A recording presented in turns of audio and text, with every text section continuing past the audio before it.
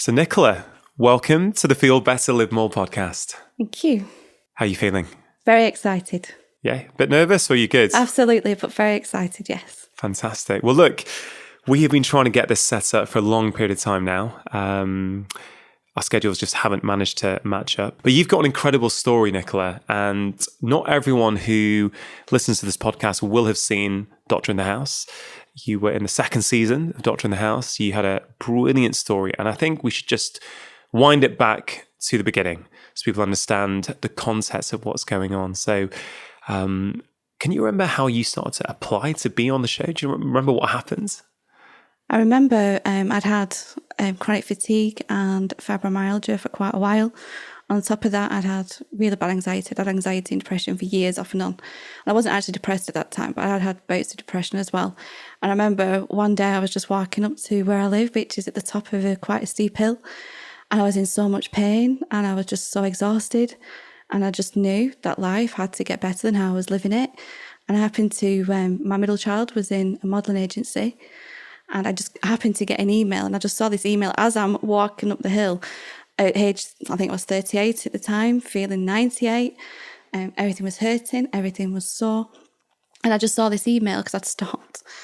And it just said, it was on about Doctor in the House. And what really appealed at the time, because I hadn't seen the first series, so it's not something I was aware of, but just my only thought at that point was the opportunity to have a doctor to come and see me at my house was just, that was my driving force really to apply for the series.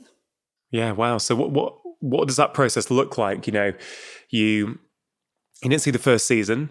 You see that there's an opportunity to actually have a doctor come and live alongside you and your family for, I guess, up to 6 weeks is kind of what we were saying at the time.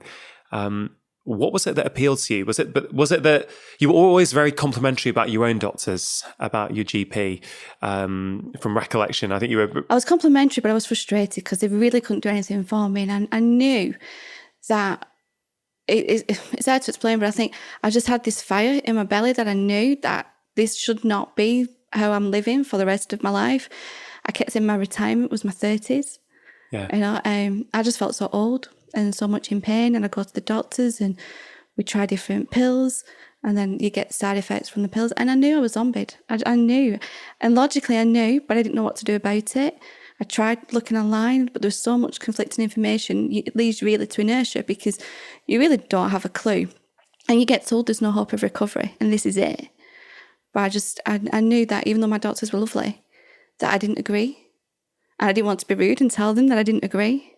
Well, I think the story you just mentioned there, so many things to pick up on, because what you just said, there will be so many people listening to this podcast right now who feel the same way, who know something's not right with their health, and what they're being told and the pills that they're being given may be helping a little bit. They may simply be suppressing symptoms, but a lot of people, you hear this over and over again. I get this on social media most days, messages, people saying, look, what can I do? You know, my doctor's lovely, they're trying their best, but I'm no better. I'm still struggling.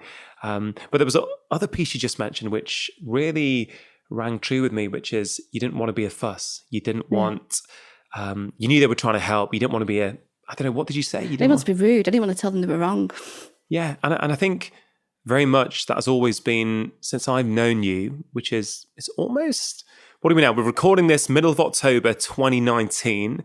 I met you and your family for the first time just over 3 years ago, September 2016. Do you still remember that day? Absolutely. Tell me about it. What happened?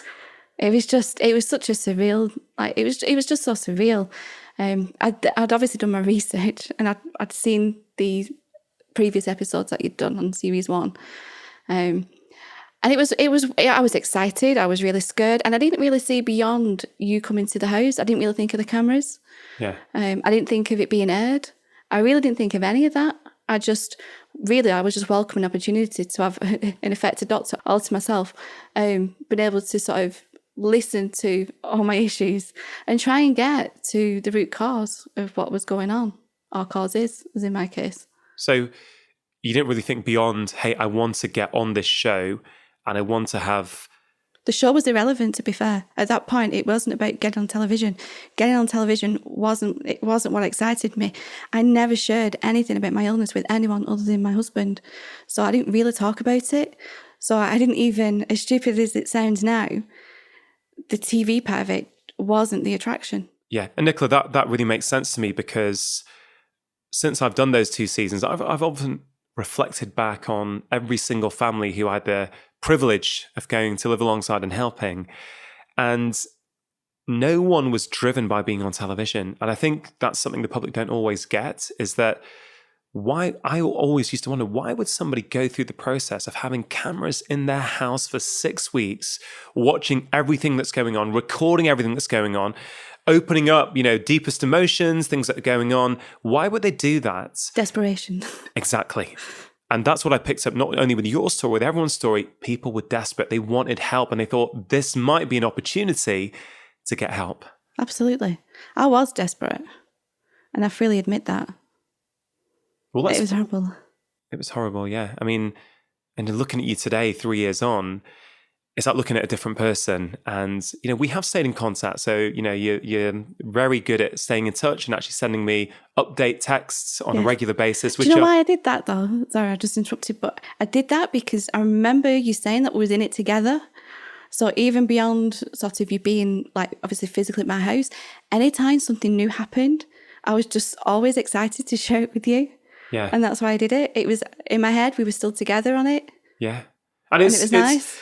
I've got to say, I love getting them every single time, because I do think we started off in partnerships together. And as I did with every family, my vow was I am literally going to do everything within my power whilst I'm with them to see how far I can get them, how far I can help them improve, how far I can empower them with information so that when I'm no longer here, they know what to do. And obviously we've stayed in touch, and it's been lovely to see your progression. So for people listening, let's just paint a picture. Let's rewind 3 years. Just before you came on, and even in the first few weeks of you being on the show with me, on Doctor in the House, how did you feel? What was going on? Can you remember now what a day used to look like for you? A day was actually endless. Every day was endless. You'd wake up in the morning, because I had to get up to take the kids to school. They were all in school at that point. I used to drive to school because we'd moved house and downsized, so I needed the car because we lived further away from the school. But I'd always, every morning, get out of bed. I can't even describe how that felt. It was a real mind battle just to get up. I'd take the kids to school, I'd come back and I'd be on the couch, and I would stay there really till 3 o'clock when I picked them back up. And I think my busy time really was just trying to cook them a meal before Ian came home. And it was just, every day was just painful. Every day was just full of exhaustion. I was existing. I wasn't living.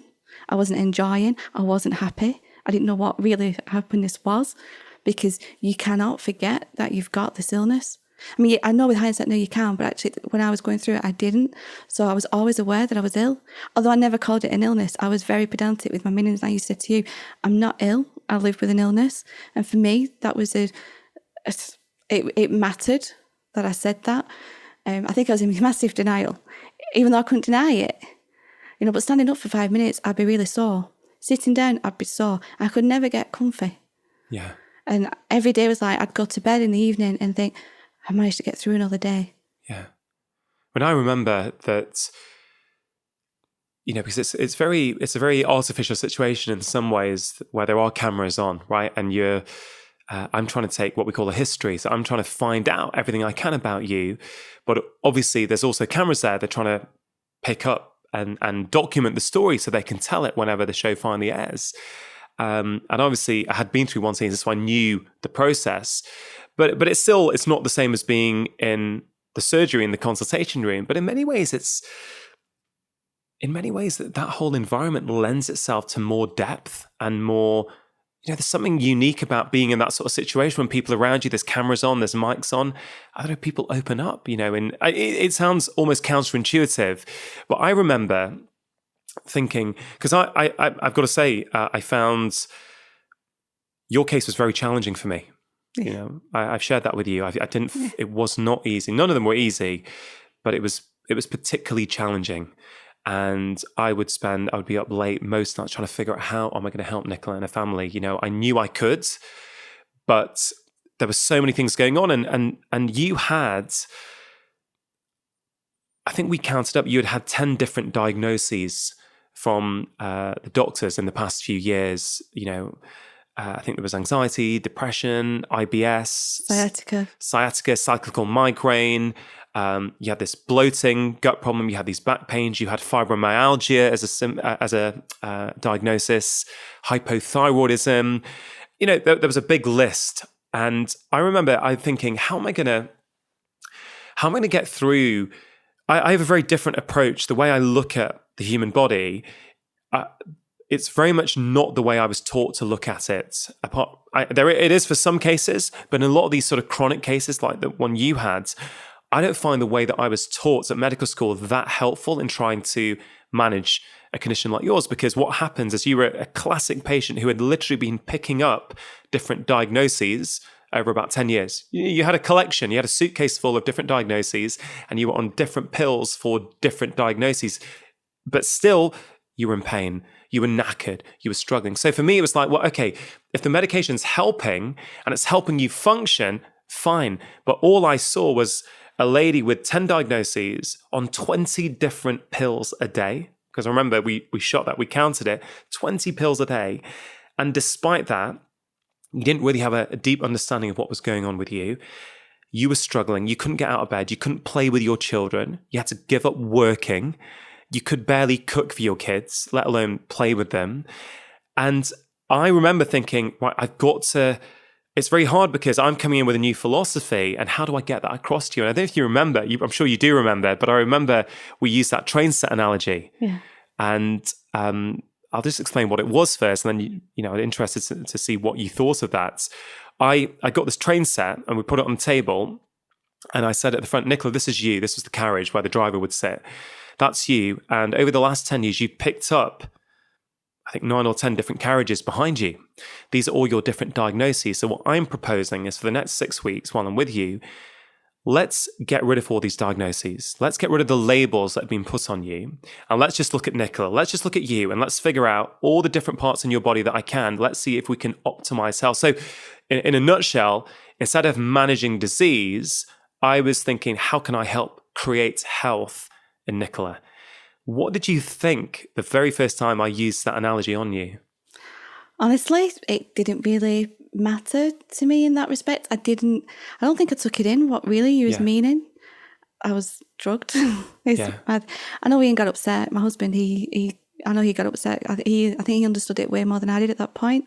Upset with me or? No, upset. He got upset because it was the first time that he felt hopeful that I could sort of improve.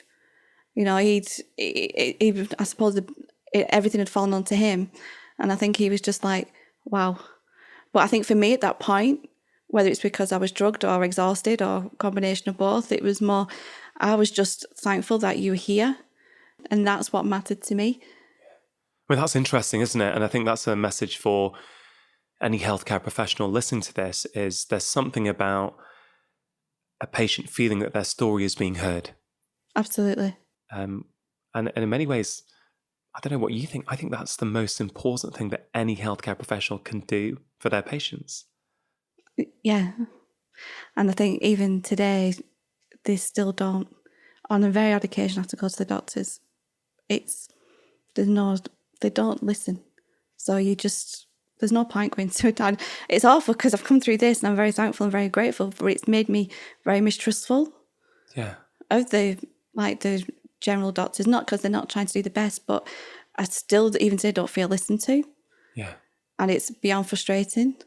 So it's just, but it is what it is. And I'm beyond grateful the fact that I'm so much better and so much well, I've got so much more health than I ever thought I would have. Yeah. I mean, it is incredible. So let's actually walk through what we did then. What did we start working on? What I loved about you, though, the reason why I could just trust you from the start off is I had been told, and I know there's different interpretations of this, but straight away you said to me, I said to you, please don't tell me that I have to accept this. And you went, no, why would you want to accept it? Why would anyone want to accept it? And loved you from that moment of sort of saying that, because I'd been having it drilled into me that I had to accept, and I really couldn't do that. I know now that some people, by accepting it, allows them to move forward. But for me, it meant I was giving in, and I just was not going to give in. And yes, I fought the illness in all the wrong ways you can imagine. But I still, to this day, don't think that for me, an acceptance was never part of it. Yeah. It's really interesting that I just want to highlight, because these things can get quite emotional for people. What we did together, Nicola, was individual and personalized for you, right? That is the approach that together we thought was going to help you.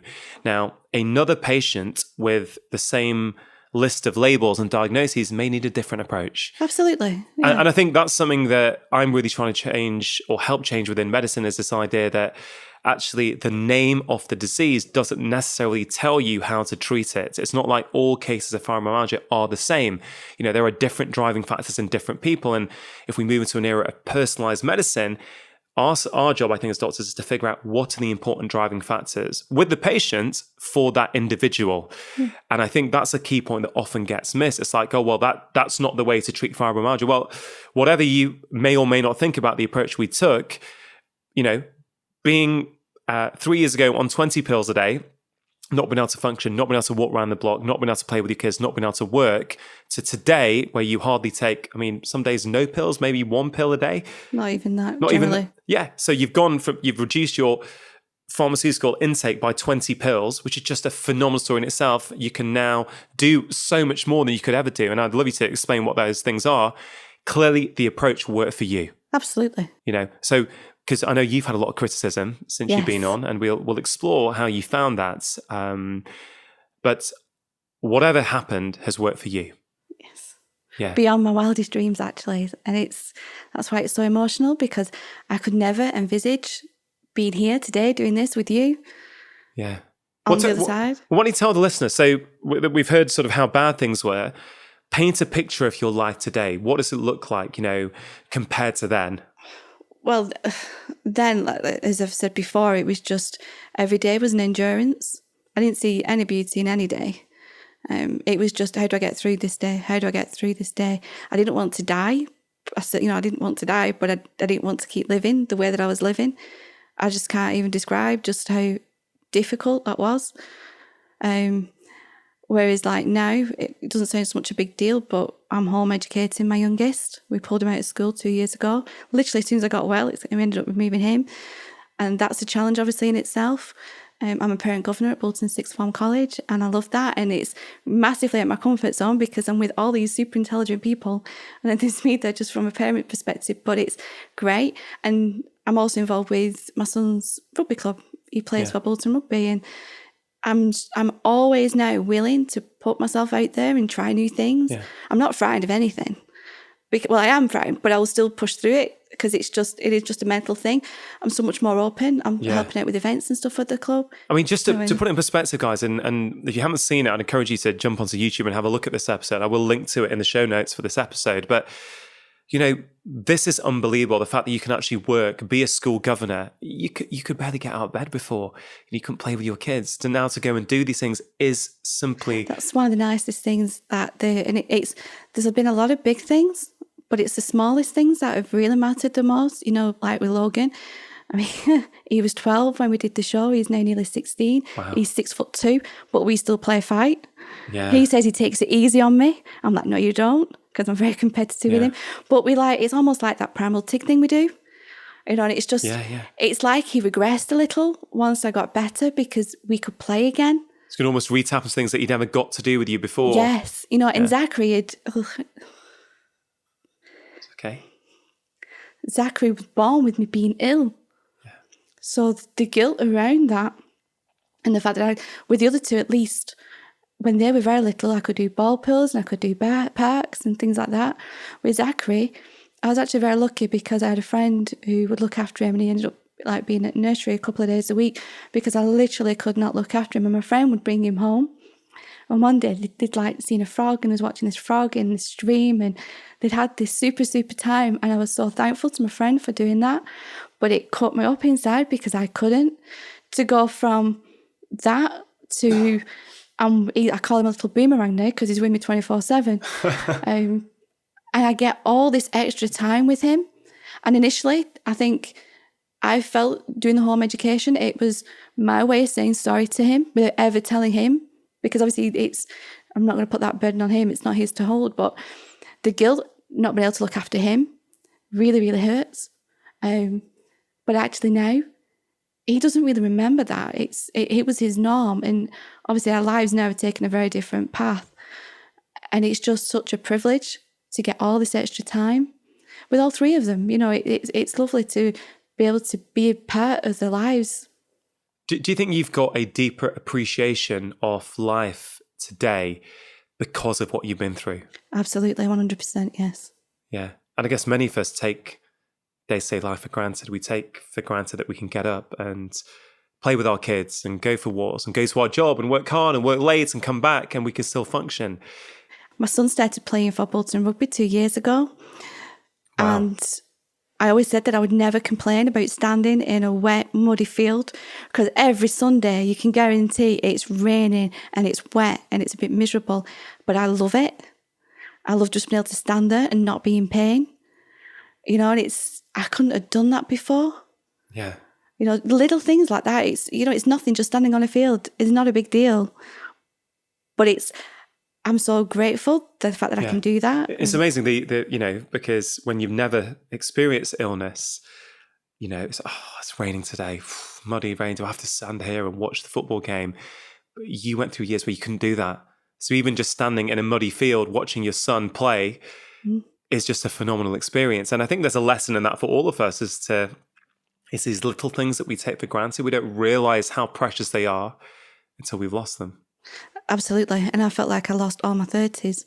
You know, and it's the cold weather. I used to dread the cold weather when I was ill because it would always make the symptoms worse. Yeah. Never understood why, but it always did. So there's no way. And rugby's played in winter. Yeah. So there's very little nice weather in rugby. You know, and in the north of England. Absolutely. Yeah, that's a good part, yeah, because down south it's better weather. But yes, you know, so the other week it was absolutely raining hard. I've never seen rain quite as heavy as that for as long. You're still happy doing it? Or Absolutely. Well, now I'm doing the first aid. Well, I'm trying to do the first aid. But because I was a bit freaked out when he first started playing because I was worried about him getting injured. It's like I say, you just appreciate it's the small things. Yeah. I don't have to plan. Do you know how great? I mean, I actually do schedule now, but I can go out. I don't have to plan. That's it. I remember now you used to say that every little thing for going out has to be planned. You know, where you're going, what time, who's taking you. Can you remember all that? Absolutely, because I always said there's no spontaneity in illness. Because I couldn't just decide to go out because you'd have payback. So everything had to be micromanaged. It had to be very tightly controlled. Otherwise, I wouldn't be able to function the day after. Yeah.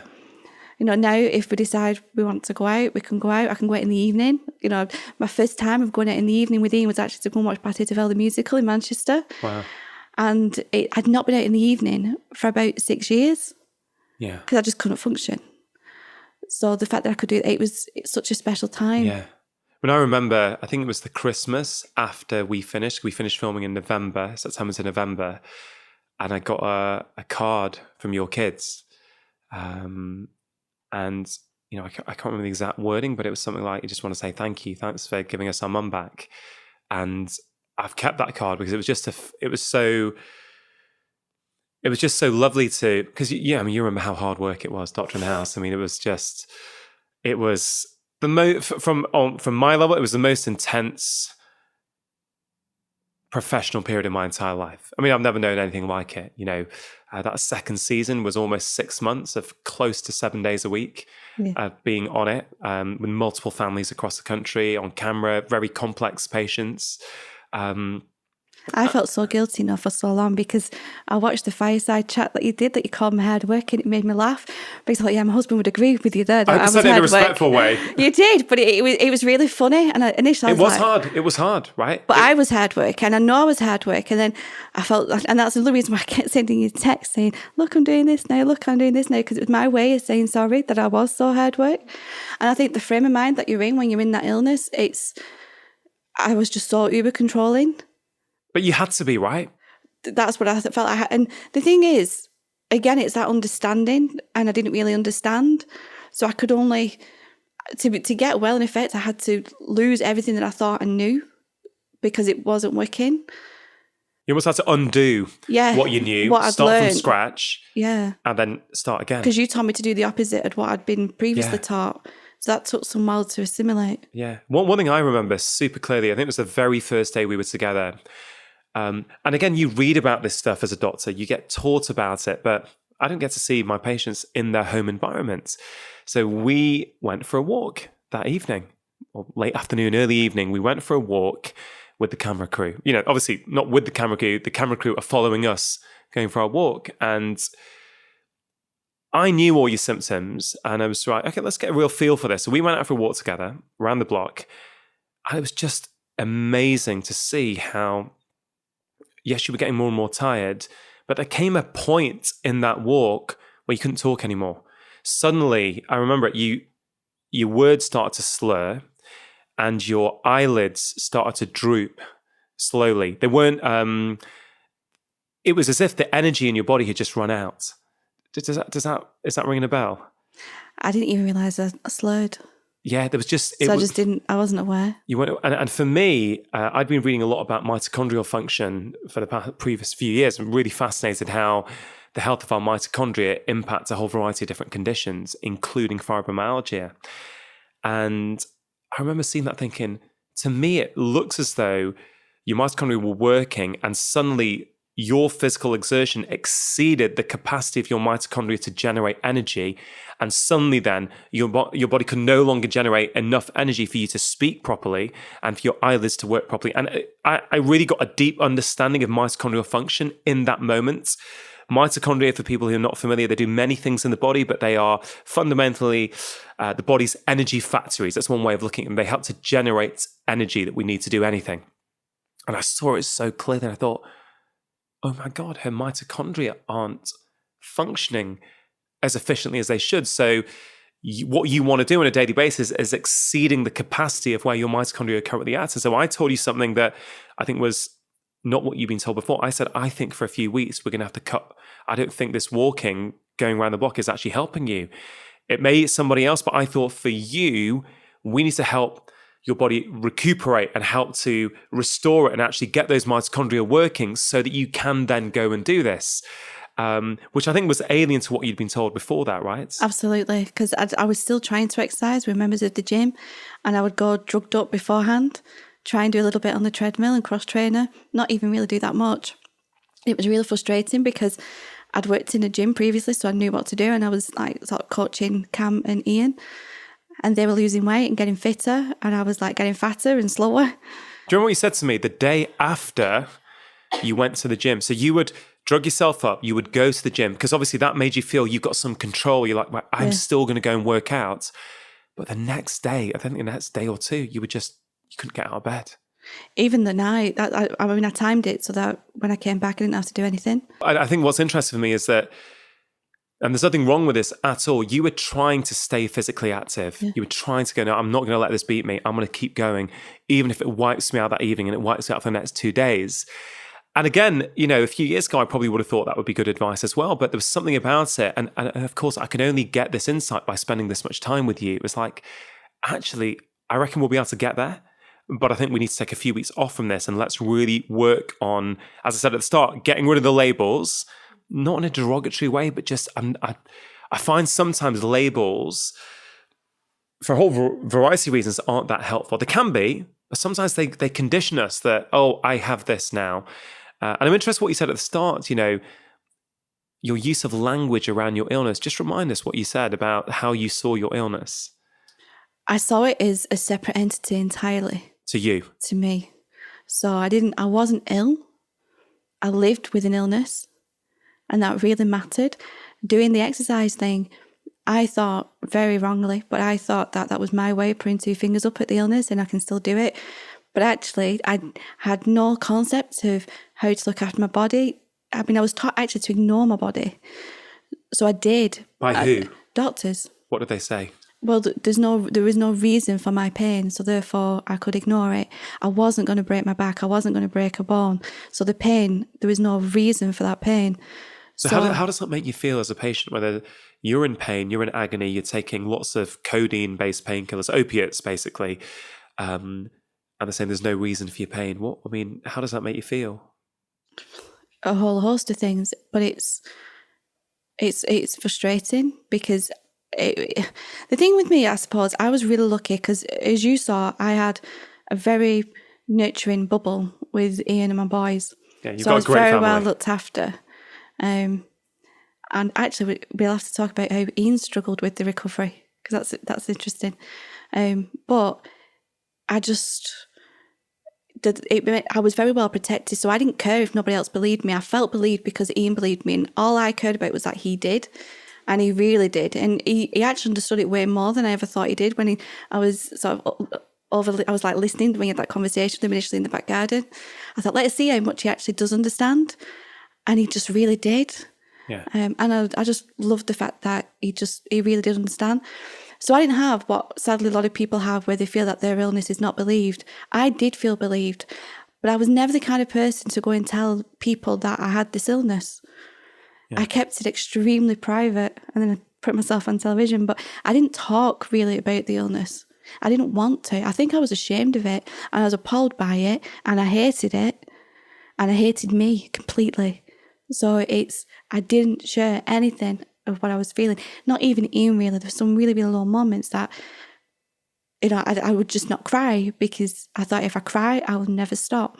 Yeah. But I was protected. But some people don't feel that their illness is believed, and that creates. So when the doctor's saying to you, "There's no reason for your pain," and you're feeling that pain, what do you do with that? Yeah. So you ignore it, or I did. I ignored it because I thought, well, I know, and I knew logically I was not going to hurt my body. Yeah. In terms of breaking anything by exercising, but I had no concept at that point that I was causing so much damage. Yeah. It's really profound, that, and it's something that I think that as doctors, as a profession, this is one thing I don't think we've been brilliant at. Not all doctors, of course, but this whole idea that, not taking certain things seriously, the things that we've conventionally as a profession, and I hope things are changing, things like fibromyalgia, has, certainly throughout my career, I've seen many occasions where it's not taken seriously. Irritable bowel syndrome, IBS, for many years has not been taken seriously.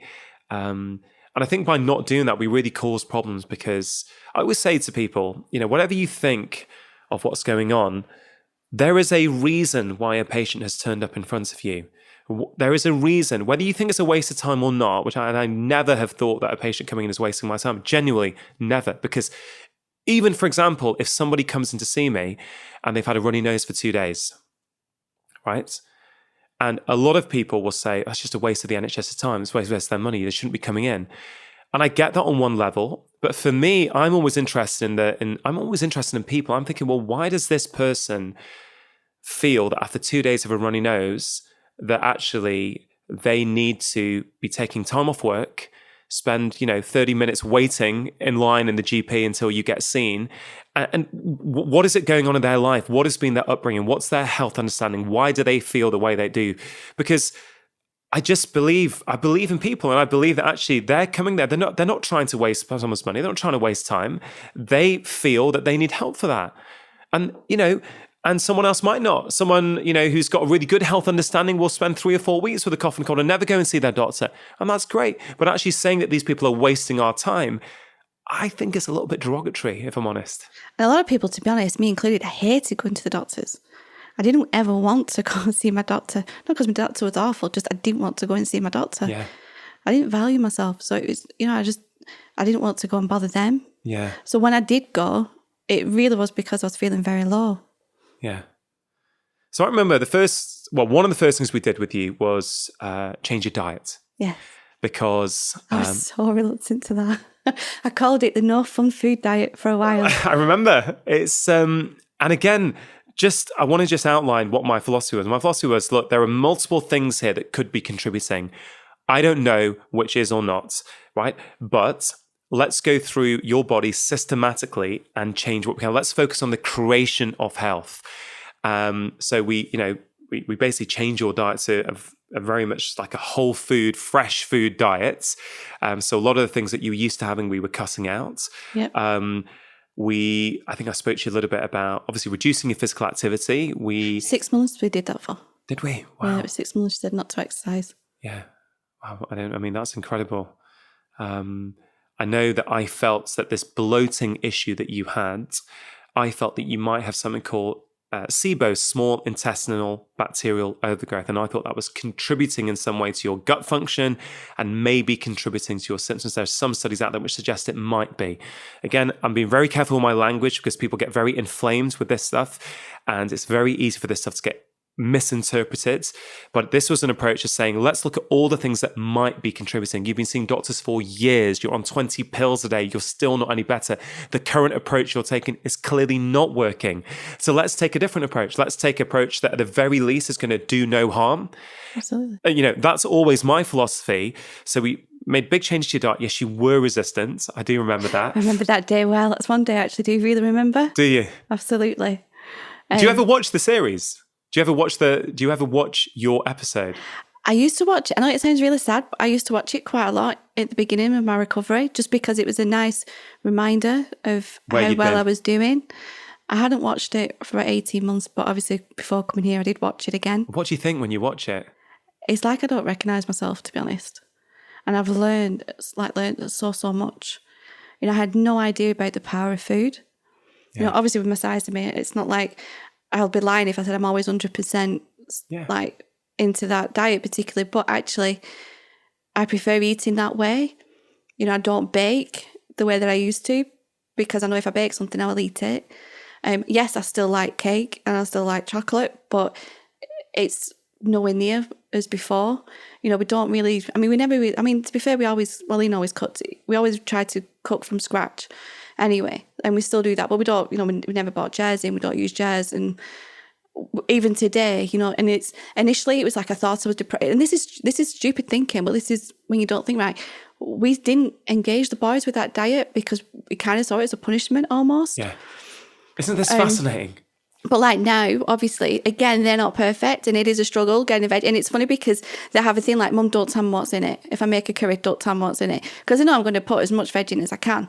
And they're still reluctant. They're ridiculous, but it's like, I'll make them, I don't eat the bread, but I'll make them wraps and I'll shove as many different coloured veggies in as possible, and I'll cut it up finely. I make soups because they'll eat the soups, and I can obviously, again, I blend it so they're not seeing it. Cameron's come around the most actually in that, because he's like, just put on my plate, I'll eat it, it's fine.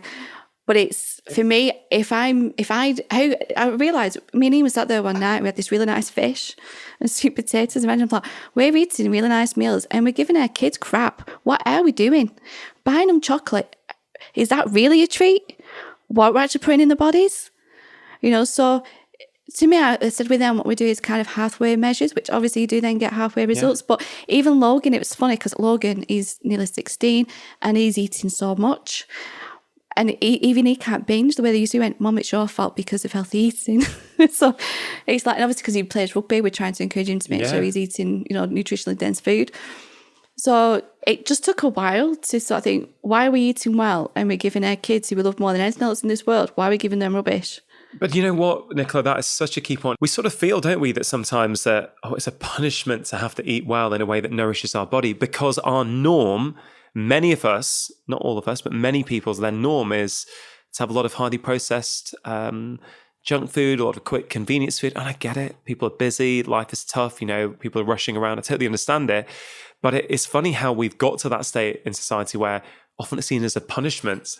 Eating well, nourishing our body with the right sort of information and fuel from foods is seen as a punishment. But it's advertised. And if you think, again, with Zachary, we do a project where we go around the supermarkets, and even he knows that all the junk stuff is usually on offer. It's usually advertised and marketed really well. Whereas the fresh food, the whole food, isn't. The fact that you have this awareness and the fact that you and Ian realize after a while, it's like, hold on a minute, we're having all this whole nourishing foods, but we're not giving that to the kids. That is the journey we're all on, right? We have to figure this stuff out in our own time. I don't think anyone likes to be told what to do. Like, I think what's really exciting for me, and we will definitely explore this in the conversation, is that,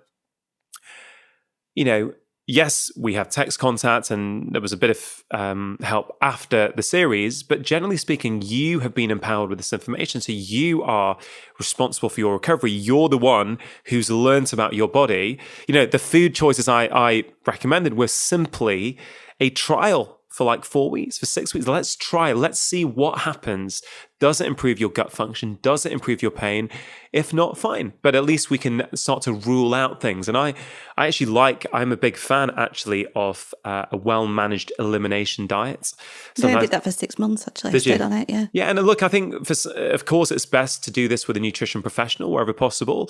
But I personally feel that a well-managed elimination diet can empower people so much in terms of what different foods might be doing to them. I have so many patients that they're like, I didn't realize every time I have dairy, my skin breaks out. That's exactly what happens with me and Zachary. Really? And it was really interesting because when Zachary was a baby, he ended up on lactose-free milk because I initially fed him. I didn't realize I could just take dairy out my diet.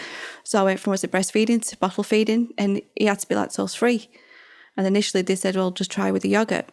And it's only because I went, obviously doing the elimination diet, I removed that. When I put that back in, I realised it made my throat cloggy. My skin goes spotty. Zachary's skin goes spotty.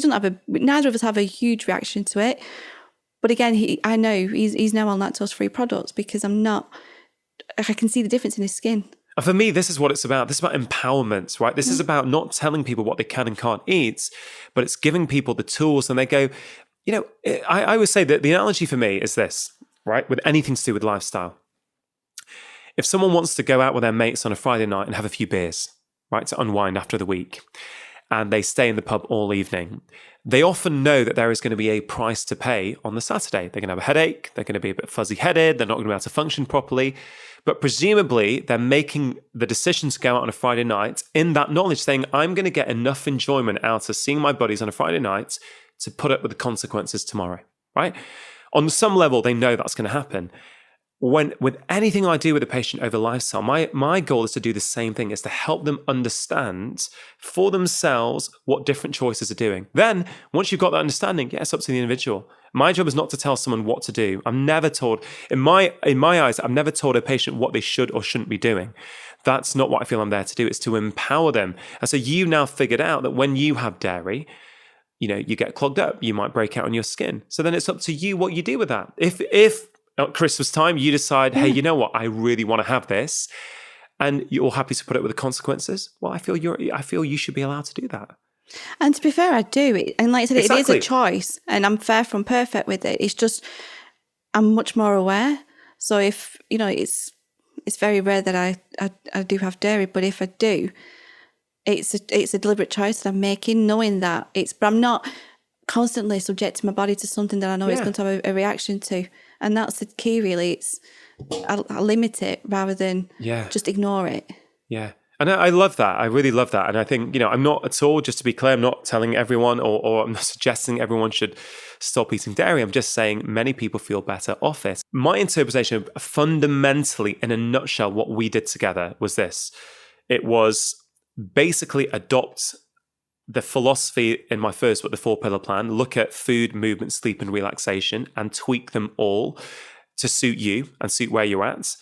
But then I think because you were so unwell and because you were in so much pain and your energy was so poor, I had to give you some supplements basically to support your mitochondria. So I think that it was like this 4-pillar philosophy with the short-term use of 2 supplements in particular that were really there to help your mitochondria function better. Is that your recollection of what happened? Yeah.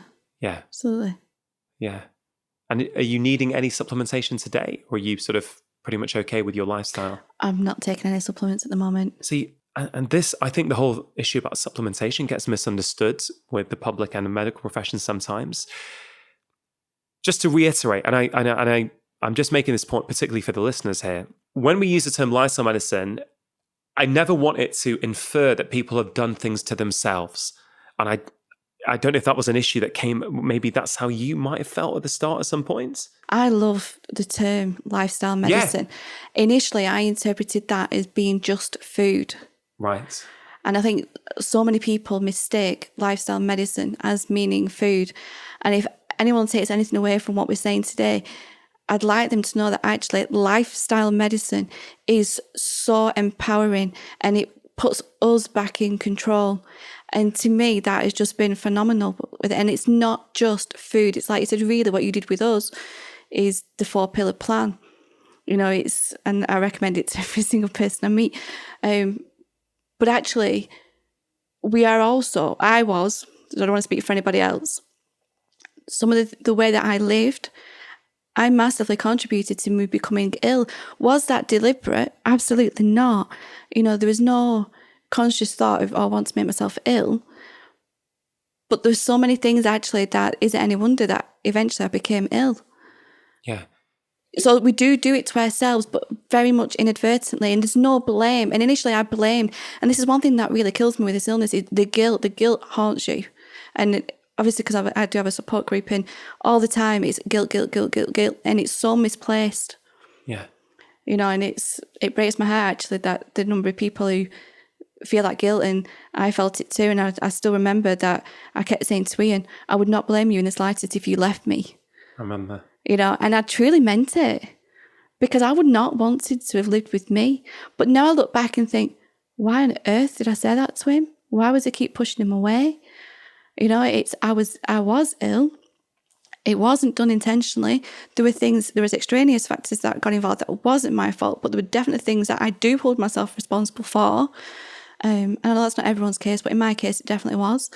But I was just constantly saying, I wouldn't blame you if you left. If Ian got ill, you know, if he broke his leg, I was not looking after you.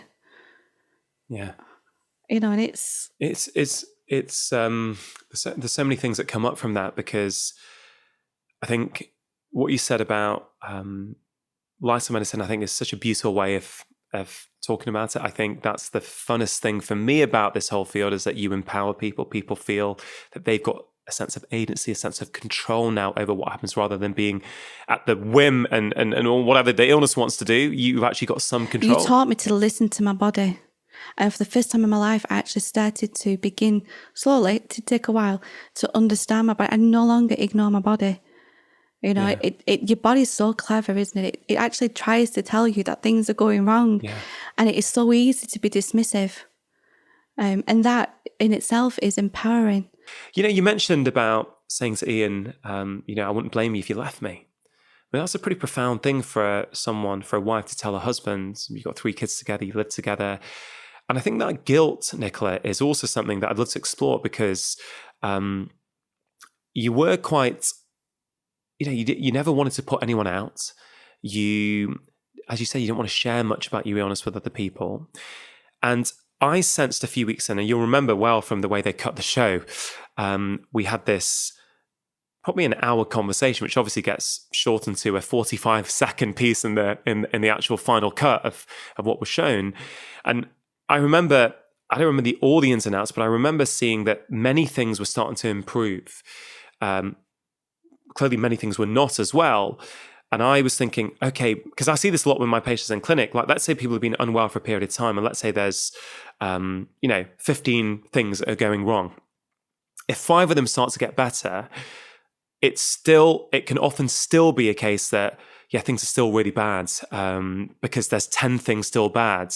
Because I think it's just human nature. We focus on what's not going well. Absolutely. Which is why I'm a big fan of MSQs, medical symptom questionnaires, where you can literally track it and go. I did one of those. We did one. Yeah, we did one where it's like, okay, 3 weeks ago you were scoring 80. Now you're scoring 40. I get it. 40 is still bad. There's loads of stuff going on. But look. I was thrilled by that. Yeah, all those things are getting better. And I remember thinking, because I also, the reality is it's a slightly artificial situation, knowing that this is coming out on TV and knowing that I've only got 6 weeks with you. And I knew inside me somewhere that I could help you. But, you got worse first. There's no question you got worse. I did get worse, yes. I think there was there were all kinds of emotions flying around on both sides, basically. And what's really hard for me is with every family, as you get to know people, really know them, their partners, their children, it can be challenging to maintain objectivity. Do you know what I mean? You sort of become... Because you became a friend. Yeah. You know, and as Dassit said, obviously you were my doctor, but we'd chat off camera, and I thought we genuinely had a friendship there. And, Yeah. you know, obviously with Ian as well, and you'd make the boys laugh, and, you know, it just felt so natural and so nice. But it also makes my job then hard sometimes because, you know, I'm also was there to be your doctor. And at one point I remember saying, and I'm interested in your perspective now, having seen it recently, is obviously we had that conversation where you left the room and quite upset. And obviously I felt really bad afterwards. But I think from my side, I was trying to get across that, look, we're dealing with a lot of things here. We're dealing with your diet, your physical activity, your sleep. But I think we've also got to deal with emotions as well. And I was trying to get across in as kind a way as I could at that time, the idea that, you know, we've got to really think about mindset as well and think about, you know, having a belief that things can get better and actually you can see the light of the tunnel. But what is your recollection of that conversation? And what was your recollection or your view now when you look back at it and see that the camera showed you, you know, walking out and storming up the stairs? Such a diva.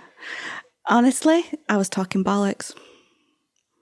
I was absolutely terrified because the thing with the illness is that, just half spoon, sorry.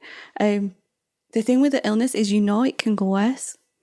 And I think the antibiotics had just really knocked me for six. And one thing I'd not thought of with you being around as part of that process was that I could actually go worse. So mentally I'd gone really down, really low, and I didn't understand that actually that can just be a symptom of the antibiotics. So I didn't have that perspective. So, but in my head, I genuinely thought it wasn't fear. But actually looking back, I was absolutely terrified because I didn't know where this was going to go. And I really tried not to have any expectations on you.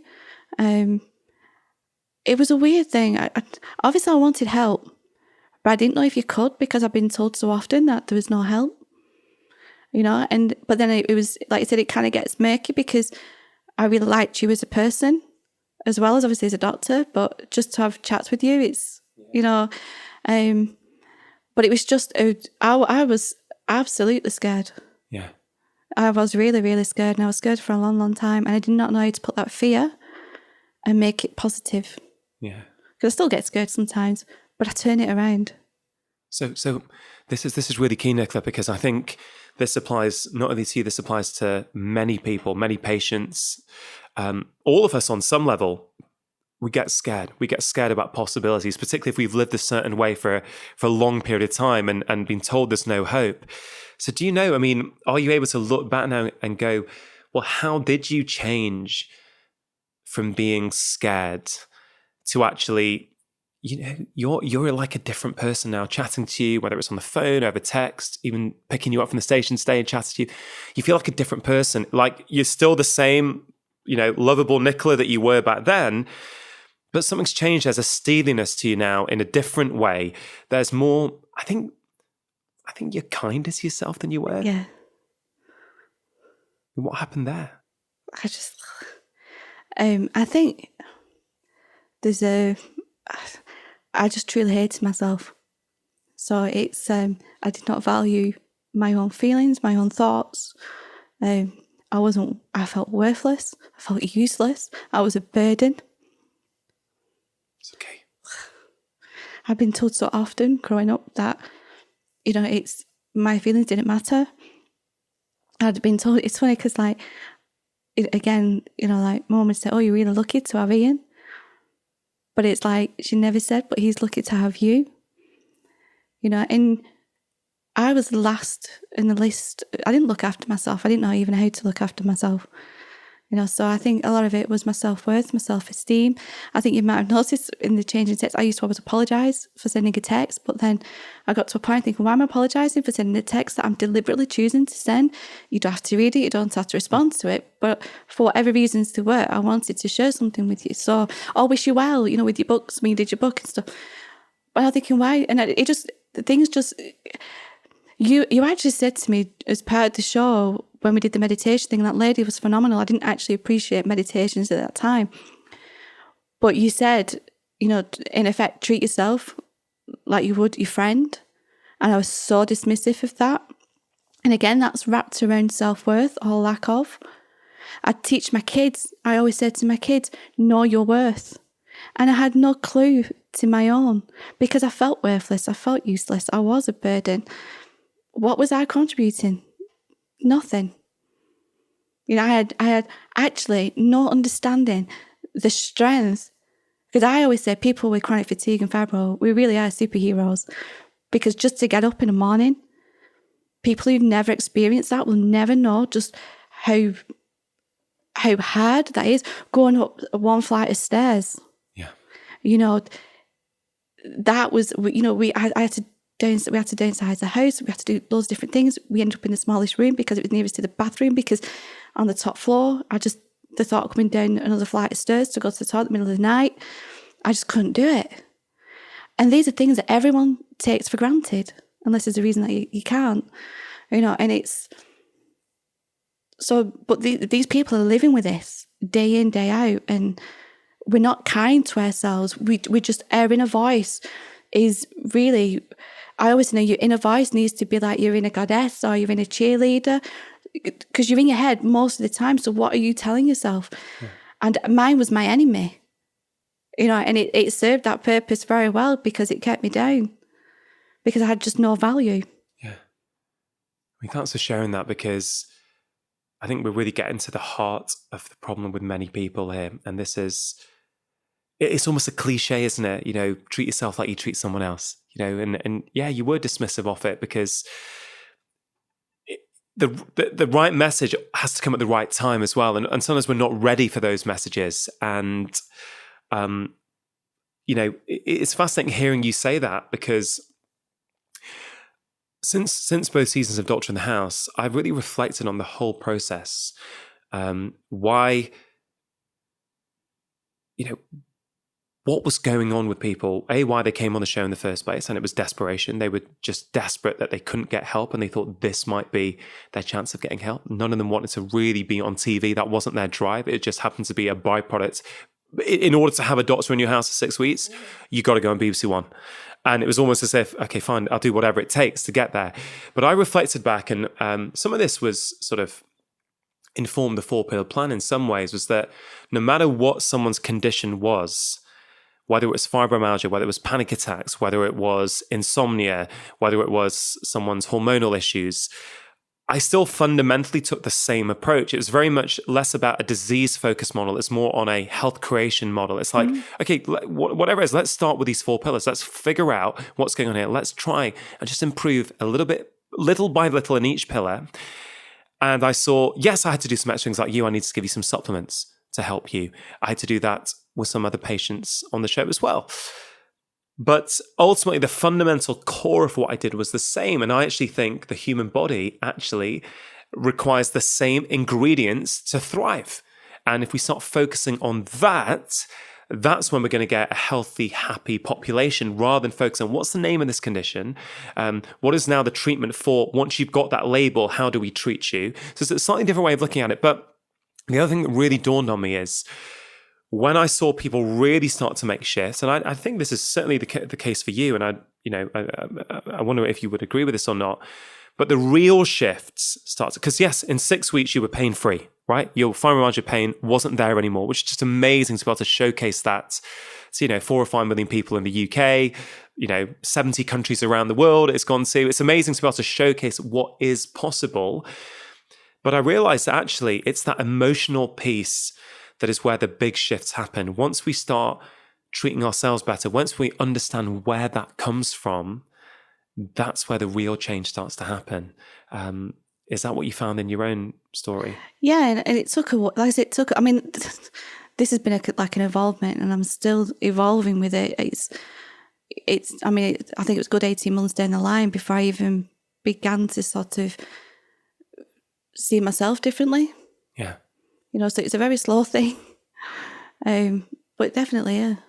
You did some things in London, didn't you, afterwards? I think, I remember you would, first of all, the text you sent me, I love. The one I really remember was, I think I asked you guys when the 6 weeks I was with you, what is something you would love to do? And you said there's a hill nearby called Rivington Pike. I'd love to walk up there with Ian and the kids.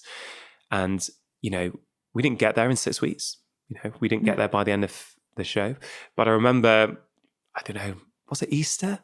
It was Easter Sunday, yeah. That was it. It was Easter Sunday. So we finished filming in November of 2016. And then in Easter of 2017, I think, it was Easter Sunday, you sent me a picture. And I remember showing it to my wife. It's like, oh my God, Nicola's at the top of Rivington Pike with a big smile on your face with your kids. And I just thought it was just so satisfying. I mean, any healthcare professional listening, any doctor listening knows that feeling when actually, you can really help people achieve their dreams and break free from the things that are holding them back in many ways. And, did you, when you got to the bottom, before you went on your embarkment up to the top, did you know you were going to be able to do it? Yes. You just knew? Yeah. And the thing is, the weird thing with that, obviously, is physically I was a lot stronger, but mentally I actually wasn't. It took a lot longer for, definitely the emotional stuff took a lot longer. But I knew physically I would be able to do it, and I wouldn't have payback for it. And I did. I hadn't fully recovered at that point, because it was the following April, and I hadn't actually, but I'd gotten to a point, obviously, where I could do that pike. It's these little wins, right? Which aren't so little, but they just help you in the recovery process. You're like, oh my God, I can do that now. Yes, and you need that. And I'll probably get sort of lambasted for this, but recovery is quite traumatic. It's beautiful and it's great, and it was like being reborn, but that's also scary and traumatic in some respects too, because everything changes. Everybody else has to adapt to me changing.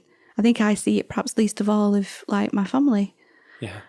But yeah, it was to get to the top of there, which I'd not been able to do for quite a number of years.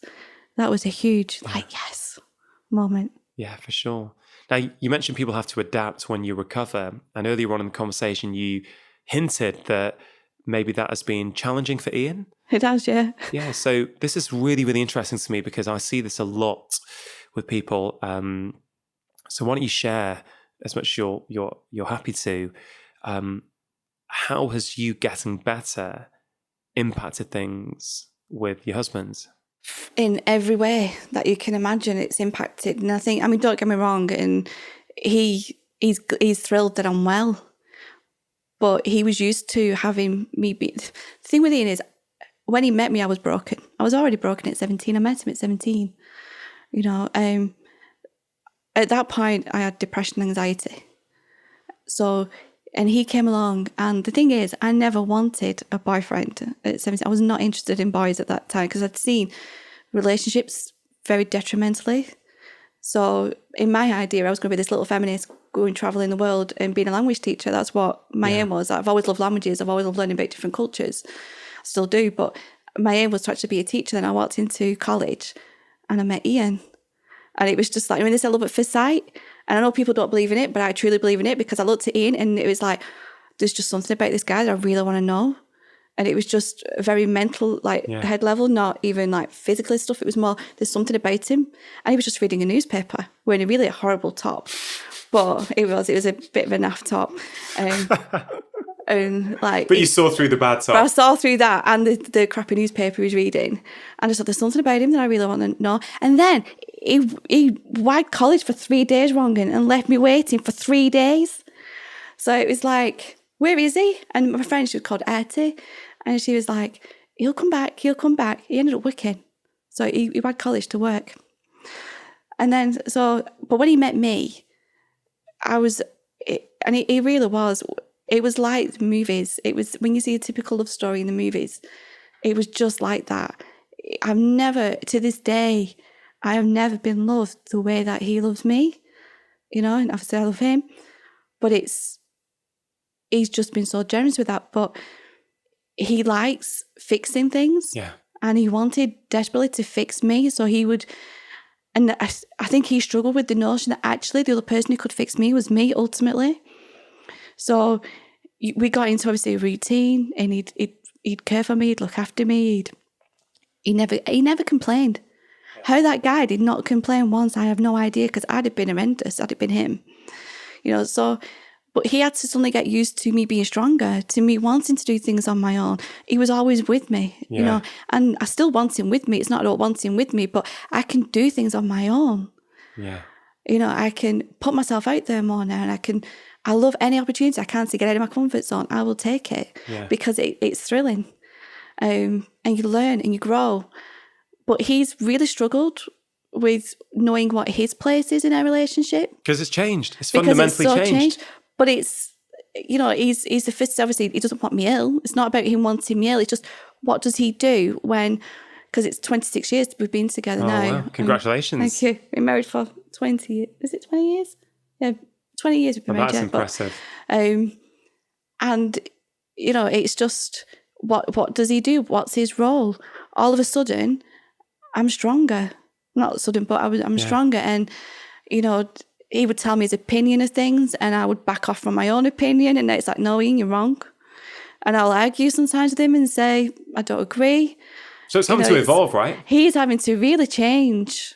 And how's he finding that? He found it, he finds it difficult sometimes because, you know, it's like, in a way, he's got this whole new person. And he's had to adapt and he sees it more than I do. I'm more independent. I am stronger.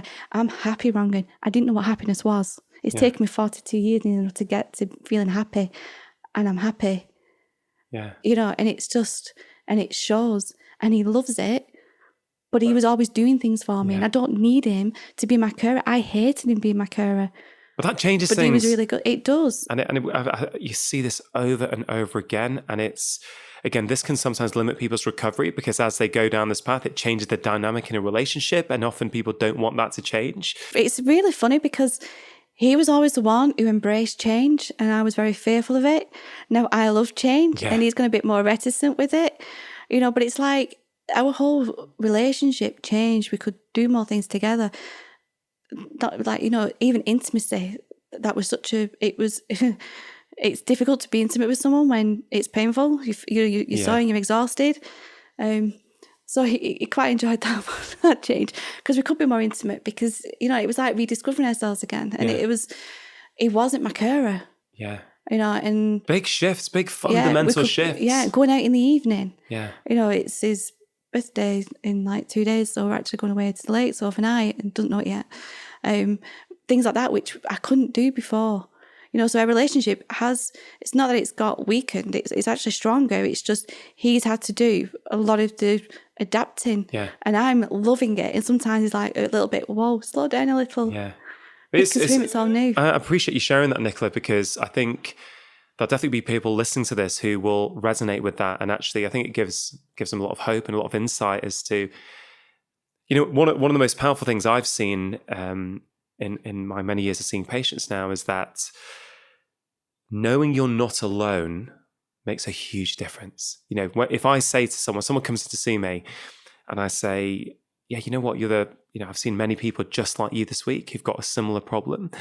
It is amazing. You can see like the shoulders drop a little bit and then just get a little bit happier on one level in the sense that not because they want other people to suffer, but because they know, oh God, in my head, I was the only one suffering like this. And so I think some people hearing that will be like, oh, right, okay, so it's not just me. You know, as you say, recovery is hard. And you said something there. You said you'll probably get lambasted for that.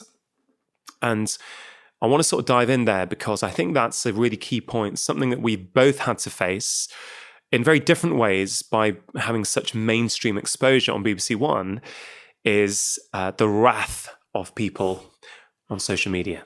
Absolutely. And I know you found that incredibly hard. So I wonder if you could share some of the things that happened at the time and what happened, what was your reaction? And also if that was happening today, given how much stronger you now are compared to then, do you think your reaction would be different today than it was? I'd be like, bring it on today. I'd say bring it on. But back then? Back then it was awful because when I say awful, I'm particularly talking about the fibro community, not so much the ME community. I mean, to be honest, they drive me nuts, I'll be totally honest, which is why I ended up setting up my own group. But like the fibro community after the show, it was like, she can't be ill, she's wearing makeup. Well, yes, I had a camera in my house. I know I'm fat. I know I'm not pretty. makeup makes me feel good. It's a very unfeminist thing to say, but I like makeup. I've always liked makeup. So why should I change it because the TV program's there? But obviously I did want to feel that I looked good. So yes, I wore makeup.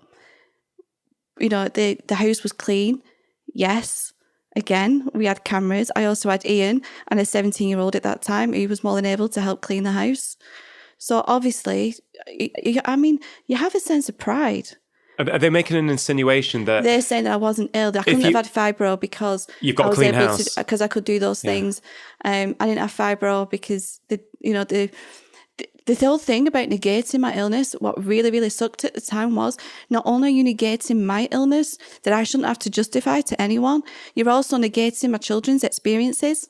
And, you know, nobody knew that. You know, we ended up moving house and we ended up downsizing because we couldn't cope in a bigger house because we couldn't keep on top of everything because Ian was working full time and stuff. So we had to sacrifice so much. Like I said, Zachary had never known me to be well. So yes, they could come at me, and to a point, I kind of not expected it because we weren't really taught how to even deal with that. We just said, don't respond.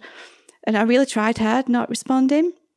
But sometimes I did, particularly when things like, Rongan should have taken her to the toilet. What would that have proven? Like, seriously, what would that have proven? You know, they made some accusations at your kids as well, I think, about... Yeah, they said that that the obviously, like, the camera crew put words in my son's mouth. Yeah. Well, no, none of that. And what kind of parent would I be? You can't make them say anything. No, but what kind of parent would I be if I'd allowed someone to tell my kids what to say? Yeah. You know, and that was harsh. How hard was it? That was very hard. And also, not only that, they had this... There were millions of voices in my head. You'll regress, you'll get it back, It's not a recovery. You'll get it back. But they were saying that, or that they were saying I'd get it back. And for so long, if I had a twinge, is it coming back? Yeah. That fear was huge. I mean, on the flip side of that, I've met some amazing people and we're now friends. Yeah.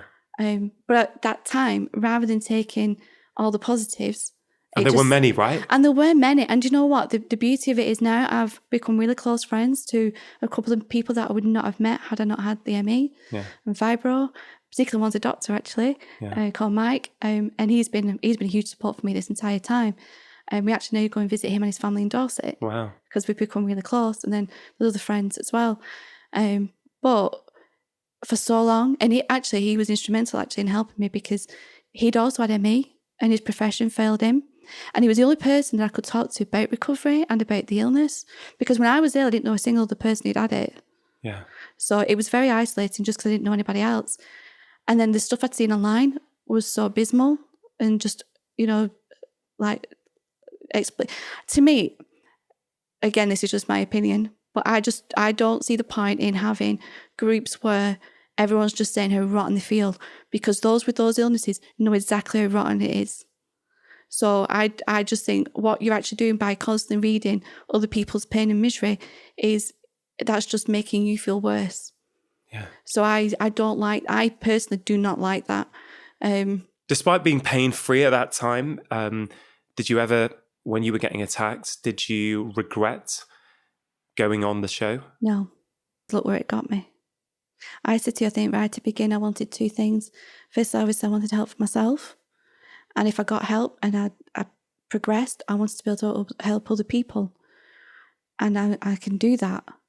And that was my passion right from the beginning. So I have absolutely no regrets. If I hadn't done the show and I hadn't met you, I would still be ill. And I'd probably be a lot worse. Yeah. So how can I regret? Yeah. It's interesting, you know, you're sharing the experiences. And I've reflected on this because, you know, as I've told you, and I've spoken about on this podcast before, I got quite viciously attacked online. Again, 99% was fantastic, really positive. A lot of people saying, oh man, this has really inspired me. Loads of people with a variety of different conditions. I still, even this week, I got a message of someone with fibromyalgia or who was previously been diagnosed with fibromyalgia and said, look, I saw that show 3 years ago or 2.5 years ago, and it really inspired me. And bit by bit, I've been making changes, and I'm just a completely different person today. And it's so lovely because it's nice to remember those that it did inspire thousands of people, tens of thousands of people to make positive changes. But I think what often happens is that if you have been told you're unwell, there's nothing you can do, and that you have fibromyalgia, and, you know, all you can do is take these painkillers, and, you know, there's just not much else we can offer. I'm trying to put my head in other people's heads and thinking, if you just watch, you know, yes, it was a TV documentary, but let's say I've just watched a TV show where somebody has actually got rid of their pain in 6 weeks. It's almost too much to bear, I would imagine. It's almost too much to watch that happen. You can either go, oh, that's really inspirational, I'm going to start trying that, or you can go, that's just a con. That's just not real. I think people saw it as my success was their failure. Yeah. Which really was not at all what I wanted. No. What I even envisaged. But also, you know, I think it's important for both of us to say we don't control the editing process. You know, for each 1 hour episode, we shot 130 hours of footage for a 1 hour episode. But not only that, as great as the getting rid of the fibro was in terms of my movement, the actual fatigue was worse. Yeah. After the show stopped running. So obviously there's been so many gaps, which is why I just love the opportunity to do this with you today, because it gives us that opportunity to fill those gaps in. You know, I actually, as silly as it sounds, I didn't appreciate being fibro-free until the exhaustion lifted. Yeah. And I kind of noticed things with hindsight. And how did it lift? What do you know? But I'm really interested as to, you've come on leaps and bounds since we finished working together, as it were, in that sort of traditional doctor-patient capacity. And you've figured out a lot of stuff yourself. And I know you've reflected back on a few things that I said to you back then and be like, you know what, I wasn't ready to hear it then, but actually I can now see how important it was. I'm really interested in this. How have you started to be kinder to yourself? I'll give you a really good example. It's a bit of a long one. When we first removed Zachary from school, he was 7, and initially it was supposed to have been temporary.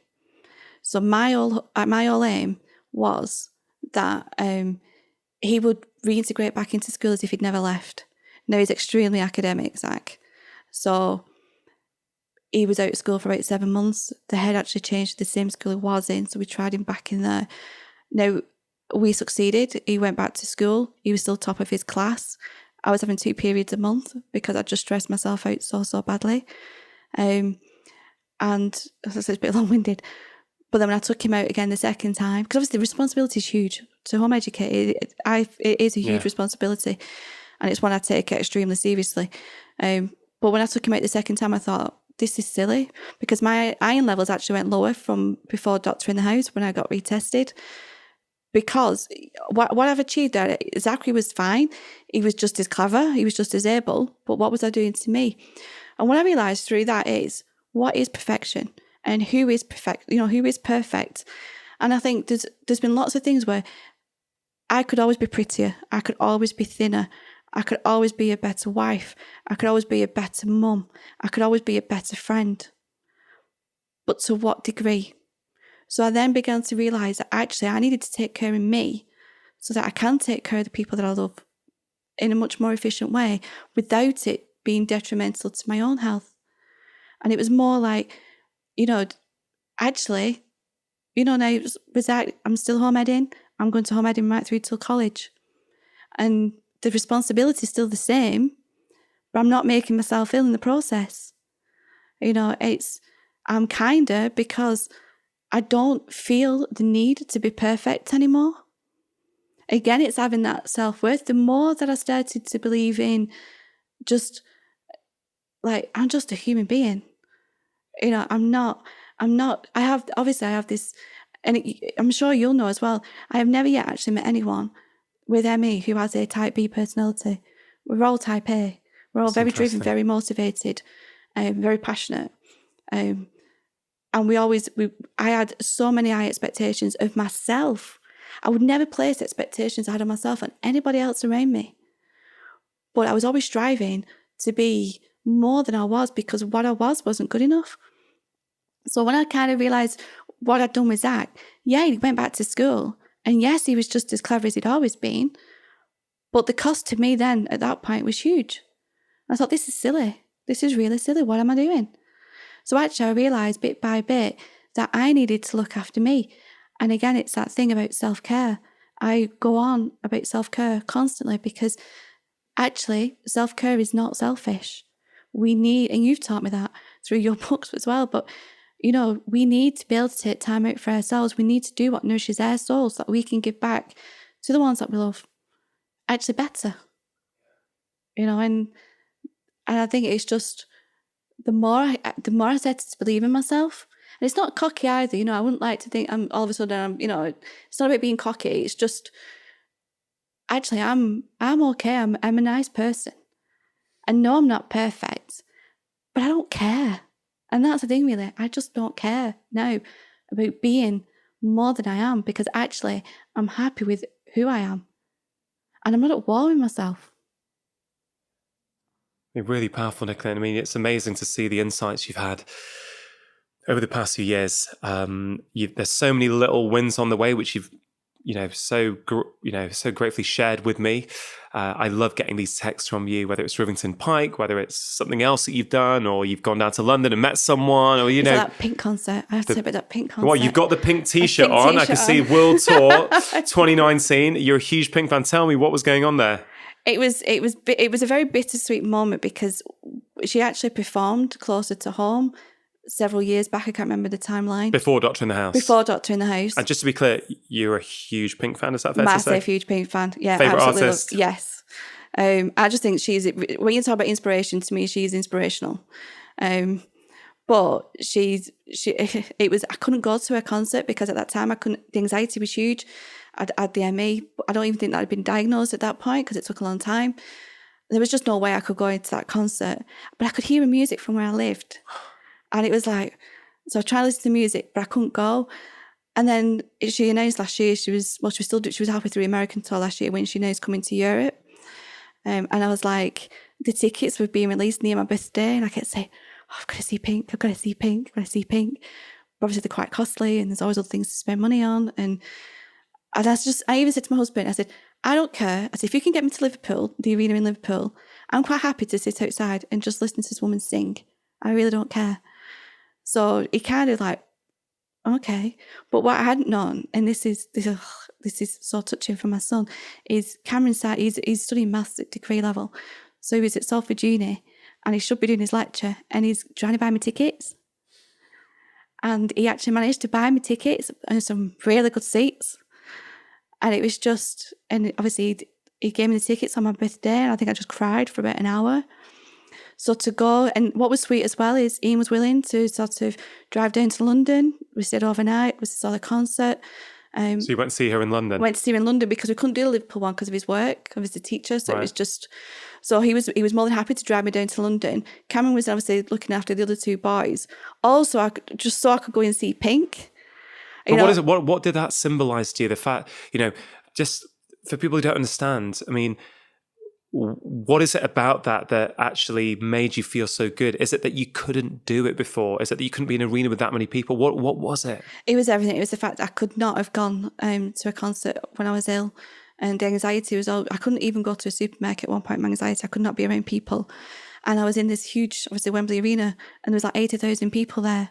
And I felt like it was just me and her. It's just, I managed to really, I wanted to absorb every moment, and it just went by so fast. Every moment of her singing and the show and everything. And it was just, I drowned out the fact there was 80,000 people. Yeah. And I got Ian to video it. Poor Ian, he's like looking through the lens. Because I didn't want to have the camera in front of me, I just wanted to watch. You want to be present. You want to be mindful, right? Yes, absolutely. Yeah. Isn't that, I mean, it's just full circle. Reminds me of that mindfulness class we tried to go to in Manchester a few weeks in, which didn't go so well. But it made it. But what you're demonstrating is you're at Pink in the full throes of your recovery, able to have the energy to go to London, able to be around thousands and thousands of people and be fully present in the experience, right? I know at the start you had some lyrics, I think, was it on your phone that you wanted to share? Is it from Pink? It is. And actually it's from a It's from a new album, actually. Not but not even a. I don't know what they are, so share away. And it's called Happy. I think the song's called Happy, and I think it describes my journey kind of perfectly from like the beginning. It was saying, because she's just like, I don't want to live this way forever. Keep telling myself that I'll get better. Every time I try, I always stop me. Maybe I'm just scared to be happy. And I think that really at that point for me, you know, I knew life could be better than how I was living it. I just knew. I just didn't have a clue what to do. And then obviously that fear set in. And like I said, I didn't even know what happiness was really. You know, not the way that I experience it now. And it's just, so that those lyrics just really spoke volumes to me. I thought that really describes my journey. Yeah. You know, it's just... Yeah, the beautiful lyrics. And obviously it really I speaks can't sing to you. it for you because I can't sing it. It's like... Exactly we'll do that next time. We'll do that for round 2. Yeah. But Nicola, this is a really inspiring way to sort of close off this conversation. I think your story is absolutely incredible. Did I think you'd be here today from where you were 3 years ago? I don't know, probably not. I probably hadn't even thought what it would be like. I was just trying to see in 6 weeks, can I get you to a better place? Can I help you understand a bit better what's going on in your own body so you can start making those changes yourself? Reflecting on everything, you know, reflecting back on the last 3 years, what were the key moments for you? What are the moments, do you think, for you that has led to this phenomenal change that you've experienced in your own life and your own health? I think it was truly understanding lifestyle medicine. I think it was having to really examine my personality. Like they say, all the expectations being so harsh. As daft as it sounds, like I said, you know, I had no idea, no clue that food is medicine. You know, that's been a whole revelation on its own. Just food is so powerful, and I just didn't know that. And it doesn't happen overnight. I think as well, you know, we do say if you eat well, you do feel the benefit for it. I think people with chronically ill bodies, that can take time, because I stuck to the diet even though I didn't feel better on it for a long time. Yeah. It's all when you go off it and then go back on it that you realise actually. So it's sometimes I think we need to be patient. And it was just more, like I said, it's a whole thing of, as daft as it sounds, I think it's just, I'm happy with me. And it just sounds really silly to say, but because we end up having such low self-esteem, that we're fighting ourselves before we even begin to try and fight for our health. And also, can I just say, in terms of that language, the language that we use, we keep saying that people are warriors and they're fighters, but actually in terms of ME, are you strong? Absolutely. To live with what you live with every single day, yes, you are strong.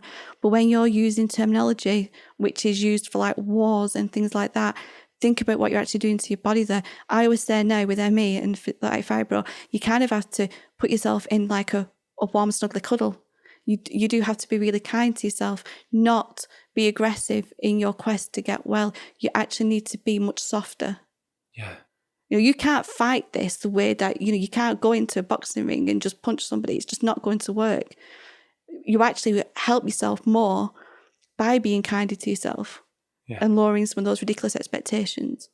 That's so incredibly powerful. And for me as a doctor, it's so insightful to hear that, because I would never have understood that. I mean, that is from a sufferer's perspective, someone who has actually suffered and has come out the other side and continues to find out what that other side actually can look like. Hearing that perspective is incredible. You know, I do agree with you. Language is super, super important. I think there's something about you, the fact that you actually never said, I am ill, but I am living with an illness. Even back then, you had that separation, which I think has stood you in very good stead, because although it did in many ways, you never let the language, the way you use it, you never let it really define you. You never said, I am the illness. You were always slightly separate from it.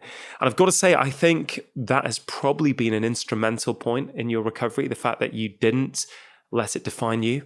I know on some level you did let it define you, but you wouldn't with your language, which I think is very, very important. But yeah, saying you're a fighter, I think many of us would say, wouldn't see anything wrong with that. And I know you're a very kind and compassionate lady. You're not necessarily saying there's something wrong with that. You're just expressing your viewpoint and how you found it. And I've got to say, you know, you are putting back in, I mean, as you said, there's two things that you wanted, help for yourself, but also help. You wanted to help other people if you do get that help that you wanted. And you're doing that. You've got a thriving Facebook group now. Can you tell people about that? Yeah, well, it was Ian's fault. He actually set the group up just before the show aired in June. It's called To Be a Better Me, and obviously it's play on words, because obviously it's like to be a better me, but ME obviously in capital letters, meaning obviously the illness. We've just got it is a small group because I'm very choosy. It's for, I always say, the way I say, we can reach out on a bad day, but we don't talk about how the illness is making us feel on a daily basis, because everyone who's in that group knows very intimately what those illnesses feel like. So the group really is just there that we can share. In effect, it's all about lifestyle medicine. Yeah.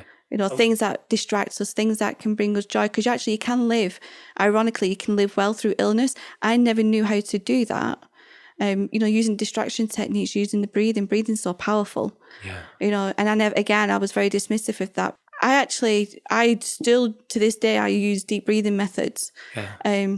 I don't meditate now. I don't meditate now because I found I can just go for a walk and do some deep breathing. I can watch television and do some deep breathing, and that tricks your brain into feeling calm anyway. So it's not necessarily, although I do value meditation, it's not necessarily meditation, it's what's going on behind the scenes.